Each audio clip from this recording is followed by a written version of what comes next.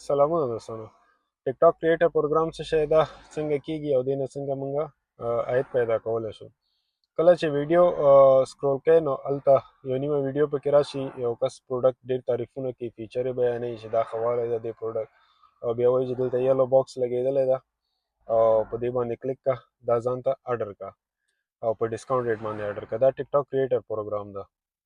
کریټر پروګرام کې دا پروډکټ څنګه راځي دا ډیپینډ کوي هغه چا چې په شاپ کې آنلاین خپل ټیک ټاک شاپ کې پروډکټ لګولی نو هغه کومه پالیسي پکې اپلای کړې ده. دې کې دوه پالیسیانې، یو دا پالیسیانې چې کریټرز ته هغه پروډکټ فری سیمپل ورلیږي، نو یو داسې رقم چې هغه ورته وایي چې پروډکټ ما نه په پیسو واخله، خو که تا ویډیو پې جوړه کړله او هغې باندې دې یو خرڅ کړه، 2 پیسه یې ترې خرڅ کړه، او یا ځینې وایي چې نه په پیسو واخله چې ویډیو دې جوړه کړله او که خرڅ دې که خرڅ دې نه کړه نو تا ته پیسې بېرته ریفنډ شي. نو دې پالیسیانو پورې ډیپینډ کوي. هغه چې کله ته پروډکټ سیمپل ته اپلای کوې نو هغې کې بیا هلته پالیسي واضح لیکلي وي.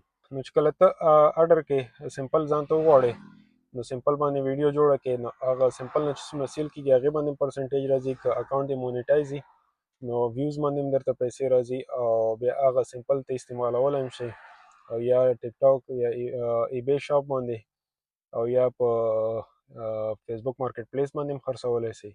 نو هغه تا پورې ده بیا چې ته په هغه سیمپل باندې هر څه کوې.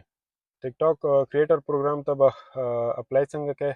د هغې دپاره کم از کم 500 نه 1000 فالووره پکار دي. هغه اکاونټ پورې ډیپینډ کوي. ځینې اکاونټ کې 500 باندې هم هغه اجازه ورکوي، ځینې 700 800 او یا 1000 فالووره غواړي. خو که ته ورسره ټیک ټاک شاپ جوړ کړې او هغه ورسره اټیچ کړې همدې اکاونټ سره، نو هغې خو بیا چې هر څومره فالوور یې پروا نه کوي، تا ته ډایرکټ اجازه شته ده چې ته کریټر پروګرام جوین کړې. خو هغې یو بله فایده بیا دا ده چې ته کولی شې دا چا چې په ټیک ټاک شاپ کې پروډکټ اچولي نو ته بیا کولی شې چې هغه نه هغه پروډکټ خپل شاپ کې ولګوې.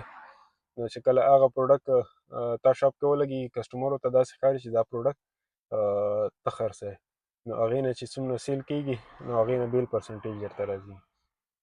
نو د نور هغه لپاره دا اکاونټ فالو کړئ چې دا څنګه کېږي. دې باندې به پوره سکرین ریکارډینګ ویډیو کلاسونه جوړوو.